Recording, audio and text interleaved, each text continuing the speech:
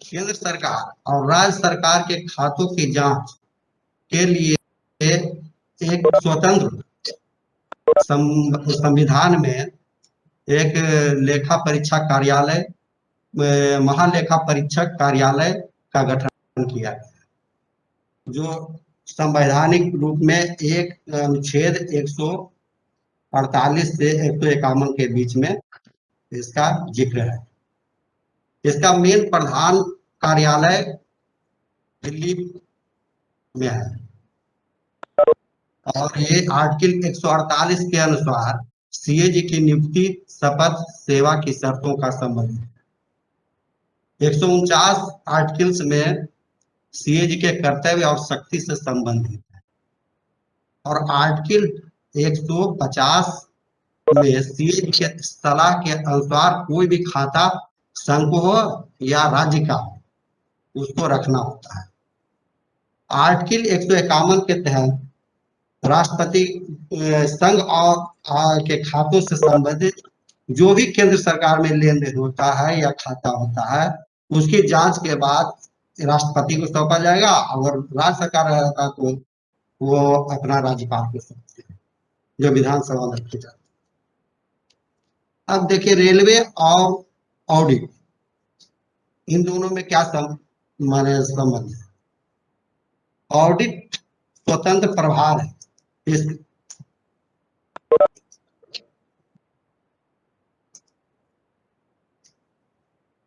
Audit का काम है मुख्य रूप से पीएससी को सहायता पहुंचाना, किस रूप में, जांच पड़ताल कर रेलवे के खाता का। तो क्या करता है ऑडिट का, जो राष्ट्रपति इसकी नियुक्ति करता है और उसी के अनुसार उसका कार्यपालन जो आर्टिकल के अनुसार दिया गया है 149 के अनुसार ही वो अपना कार्यपालन करता है। रेलवे और ऑडिट में संबंध के बारे में जहां तक इसका है कि किसी रेलवे विभाग एक है जिसमें ऑडिट का ऑफिस रेलवे बोर्ड में एक होता है, एक तो हेडक्वार्टर होता है दिल्ली में, इसका मुख्यालय है, और वो उसी का ब्रांच सभी रेलवे बोर्ड में एक होता है, जोनल ऑफिस में भी होता है, डिविजनल ऑफिस में होता है, प्रोडक्शन यूनिट में भी इसका सीएजी का कार्यालय होता है। रेलवे के सभी कार्यालयों से ऑडिट के कार्यालय अटैच होते हैं हमेशा, जो नियमानुसार रेलवे के खातों एवं लेखों की जांच करके रिपोर्ट बनाते हैं। अब कहता है इंस्पेक्शन सिस्टम इसका क्या है। नया फाइनेंशियल ईयर होने से पहले प्रत्येक ऑडिट ऑफिस अपने एरिया में पड़ने वाले रेलवे ऑफिसेस का लिस्ट बनाता है। अगले साल किस ऑफिस का किस महीने में इंस्पेक्शन करना है, इसका एक प्रोग्राम तैयार करता है और सक्षम अधिकारी से स्वीकृति ले लेता है। स्वीकृति निरीक्षण कार्यालय के अनुसार अप्रैल से मार्च तक का इंस्पेक्शन कार्य चलाता है। जिस कार्यालय का इंस्पेक्शन करना होता है, एग्जीक्यूटिव से संबंधित हो या जनरल ऑफिस से संबंधित हो, उसके पहले एक लिखित सूचना कर दी जाती है कि आपके तिथि इतना से इतना तक के बीच में आपको ऑडिट किया जाए। आप लोग अपना कागजात तैयार रखेंगे और उसकी जांच होगी। इंस्पेक्शन टीम वहां जाती है और रेलवे के ऑफिस के हेडक्वार्टर के साथ एंट्री और एग्जिट मीटिंग करती है। अब इंस्पेक्शन के बाद इंस्पेक्शन रिपोर्ट बनाकर ऑडिटर के द्वारा संबंधित ऑफिस को भी देता है, एक कॉपी अकाउंट्स ऑफिस को भी दिया जाता है। कार्यकारी कार्यालय अपना जवाब लेखा कार्यालय को भेजता है, वो डायरेक्ट ऑडिट को नहीं भेज सकता, क्योंकि लेखा कार्यालय में उसकी स्क्रूटनी होती है और उसके बाद उसके जवाब से अधिक संतुष्ट होती है, यानी लेखा कार्यालय में उसकी जांच की जाती है और जवाब अगर सही है पाया गया तो लेखा कार्यालय अपना नोट पुटअप करता है और रिप्लाई के बारे में, और रिप्लाई को ऑडिट ऑफिस को भेज देता है। अगर रिप्लाई को जवाब सही उचित नहीं पाया गया तो उसी फिर कार्यालय को वापस कर दिया जाता है कि उसको फिर अच्छी तरह से उसका जवाब सही संतोषपूर्ण जवाब उसका इसके लिए भेज दी जाती है। उसी में ऑडिट जब ऑडिटर के द्वारा की जाती है तो ऑडिट के दो प्रकार होते हैं। ऐसे जनरली प्रकार बहुत विभिन्न प्रकार के होते हैं, लेकिन ऑडिट होने के बाद लेखा परीक्षा निरीक्षण रिपोर्ट में लेखा परीक्षण रिपोर्ट भाग एक होता है, एक भाग दो होता है, जिसको AIR पार्ट 1 कहते हैं। अब कहिएगा कि एक पार्ट 1 और पार्ट 2 में अंतर अंतर यही है कि लेखा परीक्षा के दौरान ऑडिटर के जो चेक की गई और उसमें गंभीर त्रुटि पाई गई या बड़ी अनियमितता पाई गई जिससे रेलवे को वित्तीय हानि होती है, तो उसको पार्ट 1 में रख लिया जाता है या उसको रख करके और उसको एक्जीक्यूटिव ऑफिस या किसी ऑफिस जिससे संबंधित वो ऑडिट की गई है उसको जवाब के लिए उसको एक कॉपी भेज दी जाती है और उसको 1 महीना में जवाब देने का माध्यम से अकाउंट्स ऑफिस के माध्यम से देना होता है। भाग 2 में साधारण अनियमितता पाए जाते हैं, कम महत्वपूर्ण अनियमितता जो होती है पार्ट 2 में ले लिया जाता है। संबंधित ऑफिस को इसका भी जवाब 1 माह के अकाउंट्स ऑफिस के थ्रू भेजना होता है ऑडिट को। इसका निष्पादन संबंधित लेखा अधिकारी स्तर पर ही हो जाता है। ये इसकी उसको भेजना पार्ट 2 के लिए उसको भेजा नहीं जाता है। पार्ट 2 होता है, पार्ट 2 में साधारण त्रुटि होती है और उससे संबंधित जो कि लेखा विभाग उसको उचित समझता है, अगर उसका जवाब स्कूटी से आ जाता है उस ऑफिस से तो उसको अकाउंट्स ऑफिस ही अपने स्तर पर उसको क्लोज कर देता है और एक जब क्लोज हो जाता है तो इसकी एक कॉपी इंफॉर्मेशन के तौर पर रेलवे ऑडिट को भी भेज दी जाती है। इसी में ऑडिट क्या करता है लेखा विभाग लेखा विभाग नहीं, वो ऑडिट वाला तीन तीन तरह से जनरली करता है। एक स्पेशल लेटर के रूप में करता है, एक ऑडिट नोट के रूप में करता है, एक इंस्पेक्शन रिपोर्ट के रूप में करता है। तो इंस्पेक्शन रिपोर्ट में 2 भाग होता है, वो पार्ट 1 और पार्ट 2, वो दोनों जो पहले आप जान। स्पेशल लेटर में कभी कभी क्या होता है कि ये पार्ट 1 का प्राप्त रिप्लाई संतोषप्रद नहीं प्राप्त और ऑडिट ऑफिस द्वारा आगे स्पष्टीकरण इसका मांगा जाता है, तो उचित जवाब न मिलने पर उसे स्पेशल लेटर के रूप में तब्दील कर दिया जाता है, बना दिया जाता है। किसी प्रोजेक्ट वर्क की जांच में गंभीर अनियमितता पाए जाने पर ऑडिट ऑफिस डायरेक्ट भी स्पेशल लेटर जारी करता है। ऐसा कोई नहीं है कि पार्ट 1 में जारी हो गया तो और वो उसका जवाब संतोषप्रद नहीं आ रहा बार बार, तो उसको स्पेशल लेटर के रूप में जारी करता है। यदि देखते हैं गंभीर है, मामला गंभीर है, तो इसको ऊपर तक लिया जा सकता है और 4 सप्ताह के अंदर इसको स्पेशल लेटर में क्या होता है उसके बाद इसके आगे स्पेशल लेटर ऑडिट नोट में क्या होता है, जो लेखा विभाग में जांच ऑडिट के द्वारा की जाती है, छोटी मोटी त्रुटि होती है, उसको उसमें तैयार कर लेखा विभाग को दी जाती है और वो अपने स्तर पर वो उसको क्लोज करने के लिए कहा जाता है और इंफॉर्मेशन के रूप में ऑडिट को दे दिया जाता है कि ये गलती है।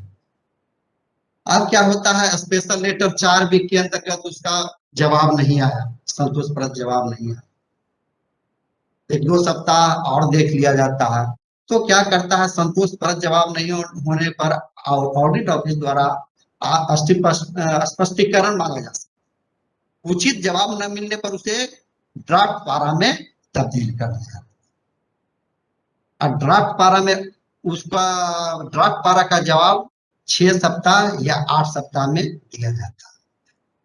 अभी क्या है, हम ऑडिट के प्रकार बता दें, कितने प्रकार के स्पेशल लेटर जो हम जाने अभी, स्पेशल लेटर रूप में, ऑडिट नोट के रूप में, उसका इंस्पेक्शन रिपोर्ट के रूप में, उसके बाद ड्राफ्ट पारा जान गए, उसी में फिर प्रोविजनल पार होता है। एक अभी संक्षिप्त हम विवरण दे रहे हैं इसका स्टेटमेंट। जब स्पेशल लेटर का जवाब संतोषप्रद नहीं पाया और समय बीतने के बाद उसका जवाब संतोषप्रद नहीं आया, तो उस स्थिति में ऑडिट क्या करता है कि उसी पारा एक पारा तैयार करता है और उसको ड्राफ्ट पारा के रूप में परिणत करना, तब्दील उसको, और उसका जवाब कहता है 6 सप्ताह या 8 सप्ताह। अगर उसके बाद उसका भी निराकरण नहीं होता, उसका भी निराकरण नहीं होता है, अर्थात ड्राफ्ट पारा का प्राप्त रिप्लाई संतोषप्रद न होने पर ऑडिट ऑफिस द्वारा पुनः स्पष्टीकरण मांगा जाता है। उचित जवाब न मिलने पर उसे प्रोविजनल पारा में बदल दिया जाता है। यही प्रोविजनल पारा है। अब प्रोविजनल पारा भी करीब 6 सप्ताह के अंदर उसका, लेकिन इसका जो है महाप्रबंधक के माध्यम से ही रेलवे बोर्ड को भेजा जाता है, और जो ड्राफ्ट पारा होता है उसको पीडीए के यहाँ। फिर जब उसका क्या होता है कि जब रेलवे बोर्ड को चला जाता है, इसका 6 सप्ताह के अंतर्गत जवाब नहीं आया, तो इस स्थिति में ओरिजिनल पारा का प्राप्त रिप्लाई संतोषप्रद न हुआ, तो ऑडिट ऑफिस द्वारा फिर पुनः स्पष्टीकरण मांगा। उचित जवाब न मिलने पर उसे ऑडिट पारा में बदल दिया। ऑडिट पारा का जवाब जीएम के माध्यम से ही रेलवे बोर्ड को भेजा जाता है। इस लेवल पर आकर ऑडिट केस बहुत गंभीर हो जाता है। ऑडिट पारा सीएजी की वार्षिक रिपोर्ट में शामिल किया जाता है, जो पार्लियामेंट के पटल पर रखा जाता है। बाद में इसे पीएससी को सौंप दिया जाता है। तो इस प्रकार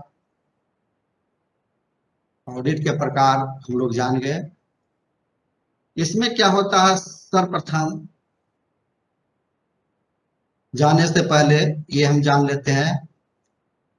अब ड्राफ्ट और बाद में हम पूरी उसका विवेचना करेंगे, लेकिन इसका क्वेश्चन भी 2-3 तरह से उत्पन्न होता है।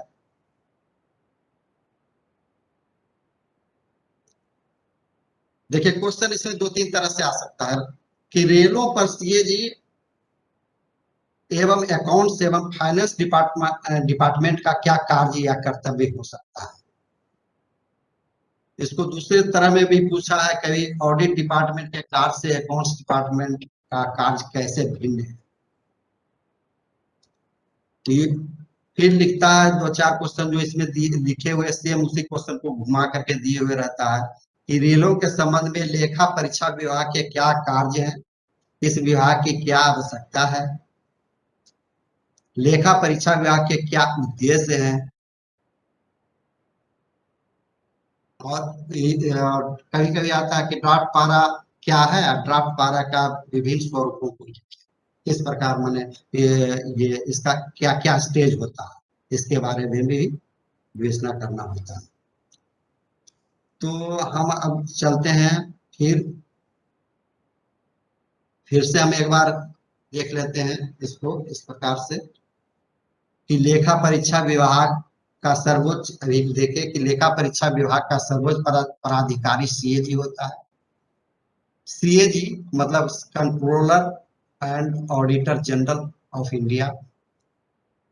यह एक संवैधानिक पद है जिसकी नियुक्ति राष्ट्रपति के द्वारा किया जाता है, जिसे अपने कार्य के बारे में पूर्ण स्वायत्तता प्राप्त है।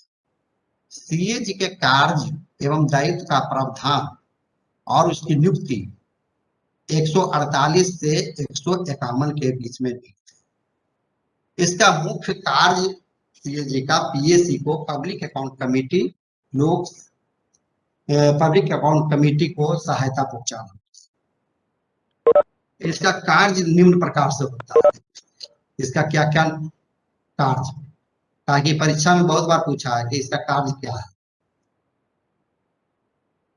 पहला कार्य इसके अनुसार होता है कि पीएससी को सहायता पहुंचाना।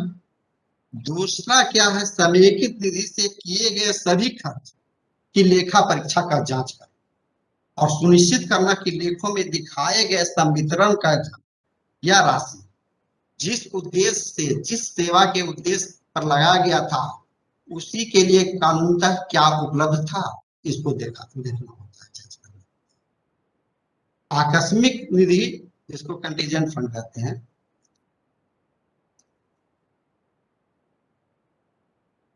आकस्मिक निधि एवं सार्वजनिक लेखा से संबंधित सभी लेन देन लेखे की लेखा परीक्षा करना।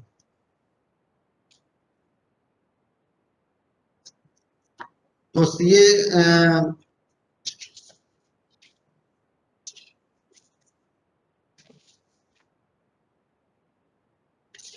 तो पहला कार्य हम अभी तुरंत देखिए कि समेकित निधि में सभी से खर्च किया गया सभी किसी प्रकार का खर्च का लेखा जो हुआ है क्या सही से हुआ, जिस उद्देश्य के लिए इसे दिया गया उसी उद्देश्य पर खर्च किया गया,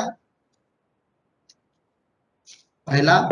उसी के आधार पर तीसरा में है दूसरा कि समेकित निधि में सभी प्राप्तियां, चाहे वह राजस्व से हो, चालान से प्राप्त हुआ हो या ऋण से प्राप्त हुआ है या किसी प्रकार प्राप्त, जमा कर दी गई है, इसकी तसल्ली के लिए भी जांच करता है। फिर इसका trading account, profit and loss account, तुलन पत्र, विनिर्माण के आदि के लेखों की जांच भी लेखा परीक्षा के द्वारा की जाती है। ये सब कार्य इसका दायित्व सीएजी का। रेलों पर रखे गए भंडार एवं स्टॉक की जांच, ये भी कार्य आया। विनियोग लेखे की जांच एवं उस पर तैयार किए गए लेखा परीक्षा को रिपोर्ट को पीएसी को प्रस्तुत करना। फिर वित्त लेखे और पूंजी एवं राजस्व लेखे, विनियोग लेखे नियमानुसार इसकी जांच करना और पीएसी को समय पर प्रस्तुत करना। रेलों के अन्य लेन देन, मूल अभिलेख एवं अन्य लेख आदि का भी जांच करता है। ये ऑडिट का मेन महत्वपूर्ण कार्य। अब उद्देश्य क्या है, सीएजी मेन उद्देश्य इसका क्या है, क्योंकि यह स्वतंत्र प्रभार इसको होता है, इस पर कोई किसी का जोर नहीं होता, कोई सरकार का प्रतिबंध नहीं होता है। ये जिसको देखता है जिसमें छल प्रपंच होने की या तकनीकी त्रुटि, ये सब जहां नजर आता है इसको पकड़ करके यानी त्रुटि को पकड़ती है और उसके लिए ट्रांसफारा एक्सप्रेशन लेटर के रूप में जिस आधार पर हो वो। अब इसका उद्देश्य में कुछ उद्देश्य है, इसमें लिखा है कि रेलवे के लेन देन का मेन उद्देश्य है कि अंक गणितीय जोड़ जो हम लोग के द्वारा या किसी कार्यकारी अधिकारी के द्वारा जो की गई है, अंकगणितीय जोड़ की परिशुद्धता की जांच करना। रेल से संबंधित सभी भुगतान के रसीद एवं वाउचर उपलब्ध है, उसको भी देखना। ऐसा नहीं कि भुगतान हो गया, रसीद है ही नहीं, भुगतान किसे होना था, हो गया किसी, इसको भी। छल कपट का भी पता लगाना, कहाँ छल कपट हो रहा है, किस धन से संबंधित इसमें खर्च किया जा रहा है, ये भी इसका देखना। टेक्निकल त्रुटि भी इसमें ढूंढता है और जो सिद्धांतिक जो गलती होता है उसको भी बताता है। ऐसा नहीं कि सैद्धांतिक इस आधार पर उसको भी उजागर करता है, उसके अनुसार भी कार्रवाई की जाती है।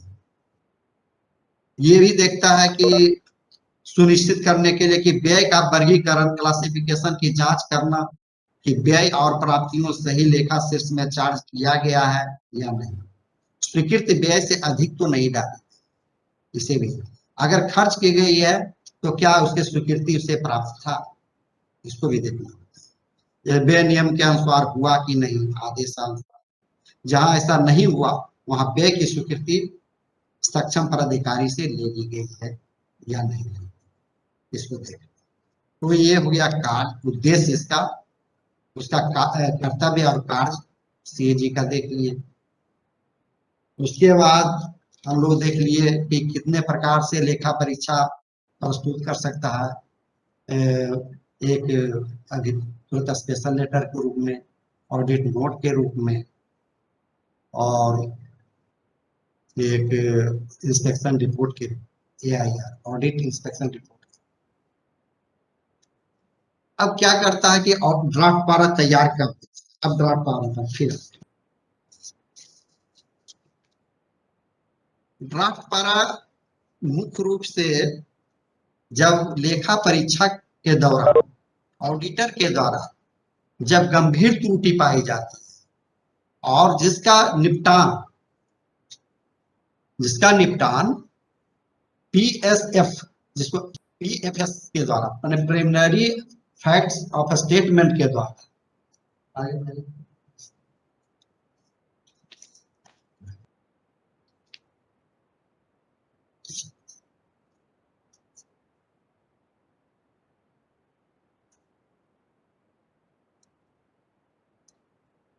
PSF के द्वारा नहीं हो पाता, निराकरण नहीं हो पाता। यानी स्टार्ट में क्या करता है शुरुआत में कि कोई भी एक्जीक्यूटिव कार्यालय, स्टेशन लेखा या कोई कार्यकारी लेखा ऑफिस कार्यालय में जब जांच करता है तो गंभीर त्रुटि पाई जाती है जिसका निपटान प्राथमिक तथ्यात्मक विवरणी के द्वारा नहीं हो पाता है।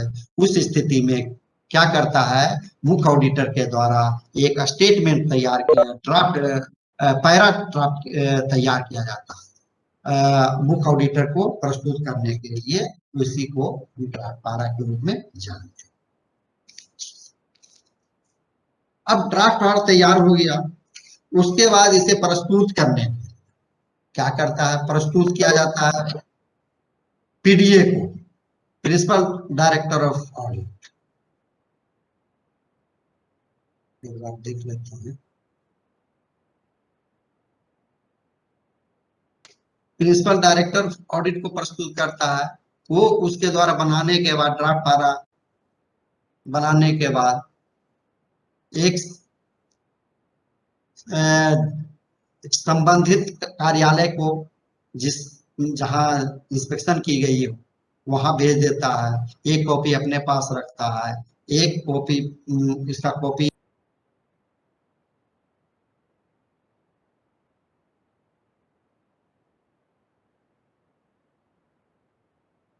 को भी कॉपी के रूप में देता है। एक कॉपी होने के बाद क्या करता है, इसका जवाब एक्जीक्यूटिव से 6 सप्ताह में मांगता है। एक्जीक्यूटिव से 6 सप्ताह के अंदर मांगता है जिस कार्यालय में किया गया है।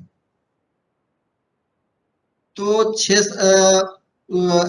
अगर पार्टिकुलर जोन से संबंधित वो हो तो अगर दो जोन से संबंधित हो ड्राफ्ट तैयार की गया हो तो वह अपना रिप्लाई अकाउंट्स के थ्रू दोनों जोन के द्वारा GM के अप्रूवल से वो रेलवे बोर्ड को भेजा जाता है और उसको 8 सप्ताह उसमें टाइम लगता है। यदि एक जोन से पार्टिकुलर जोन से संबंधित मामला हो, केस हो, तो उसको 6 सप्ताह में जवाब देना। उसमें जवाब में उसका हिस्ट्री ऑफ केस दिखाया जाता है कि क्या इसका इतिहास रहा है इस केस के बारे में, इसका समयानुसार काल क्रमानुसार इसका क्या समरी उसको बनाया जाता है। फिर सेंटेंस वाइज उसका रिमार्क्स दिया जाता है, रिप्लाई दिया जाता है, जिसका सेंटेंस वाइज जिसको कहते हैं सेंटेंस वाइज सेंटेंस रिमार्क्स वाक्यानुसार।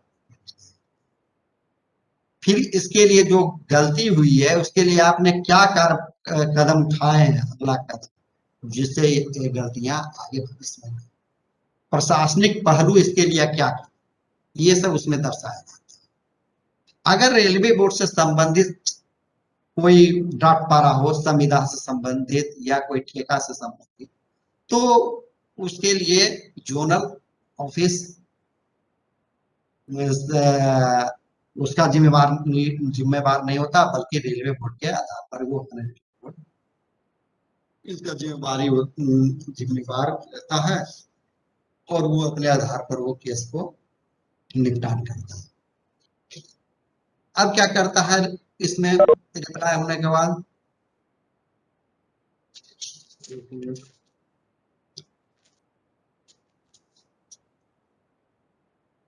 जवाब स्कूटी के द्वारा प्राप्त होता है अकाउंट्स को।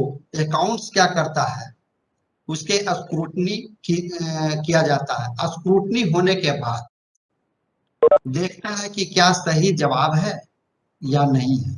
पहले इसके लिए नोटिंग पुटअप की जाती है। नोटिंग पुटअप होने के बाद अगर सहमति बनती जीएम तक, अप्रूवल इसका लिया जाता है कि हाँ सही में ये जवाब सटीक है, संतोषप्रद है, तो उसको आगे रेलवे बोर्ड को जवाब इसको भेजा जा सकता है। तो क्या करता है, अगर सही है तो उसको पीडीए को भेजते हैं। अब पीडीए क्या करता है, उस पर विचार करता है। अगर उससे संतुष्ट पूर्ण रुपये नहीं होता है तो उसके लिए बाइपर्टाइट और ट्राइपर्टाइट मीटिंग बुलाता है, यानी द्विपक्षीय और त्रिपक्षीय मीटिंग बुलाता है। द्विपक्षीय और त्रिपक्षीय में आजकल रेलवे बोर्ड से एक जारी किया गया है सूचना या आदेश आया है कि उसमें विजिलेंस का भी एक अधिकारी मीटिंग में शामिल हो।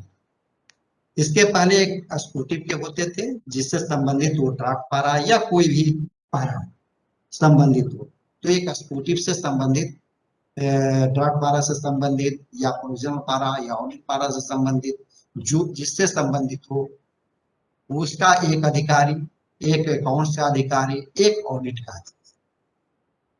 और आजकल चौथे में हाल फिलहाल में एक विजिलेंस के अधिकारी को भी शामिल करने के लिए मीटिंग में जिक्र किया है कि जब भी मीटिंग ट्राइपर्टाइट या कोई भी उस तरह का त्रिपक्षीय या चतुर्पक्षीय बोलिए, तो उसमें विजिलेंस के अधिकारी भी शामिल होंगे।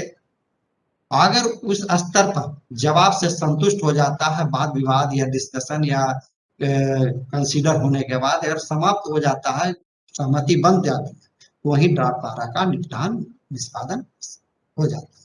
यदि उससे संतोष तब भी नहीं बना, संतोषप्रद या संतुष्टि नहीं मिली, तो उस स्थिति में उसे सीएजी, डिप्टी सीएजी के अप्रूवल से उसको प्रोविजनल पारा के रूप में व्यक्त कर दिया जाता है और इसका जवाब 6 सप्ताह के अंदर रेलवे बोर्ड से मांग की जाती है। उसके आधार पर अब इसका स्टेज आगे बढ़ता है। फिर प्रोविजनल पारा, उसमें क्या होता है, प्रोविजनल पारा का स्टेप, अब इसका जवाब फिर स्कूटी के द्वारा दिया गया, फिर स्कूटनी एक लेखा विभाग के द्वारा किया गया, उसके बाद रेलवे बोर्ड को भेजा गया। रेलवे बोर्ड जब इससे संतुष्ट हो जाता है सीएजी वहां, तो ठीक है, वही ड्रॉप किया जाता है, नहीं तो अन्यथा फिर इसे ऑडिट पारा के रूप में वार्षिक रिपोर्ट में, सीएजी के वार्षिक रिपोर्ट में जो पैरा दिखा जाता है उसको ऑडिट पारा के रूप में जाना जाता है। उसके साथ इसमें क्या होता है, जब ऑडिट पारा हो जाता है वार्षिक रिपोर्ट में, तो वो आपस में वो संसद में चला जाता है। उसका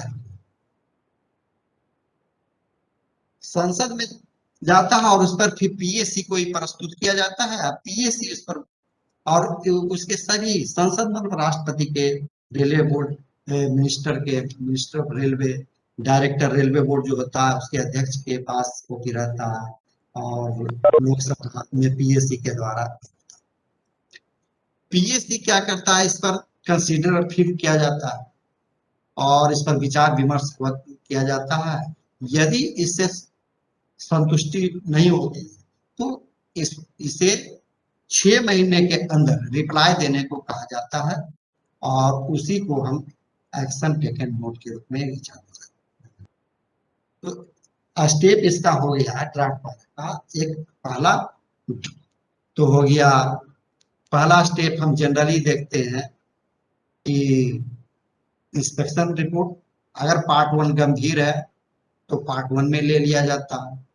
पार्ट 1 में लेने के बाद यदि उसका निपटान वो गंभीर है या गंभीर है, मामला का निष्पादन नहीं हो रहा है, उस स्थिति में उसको हम स्पेशल लेटर के रूप में परिणत करते हैं, व्यक्त करते हैं।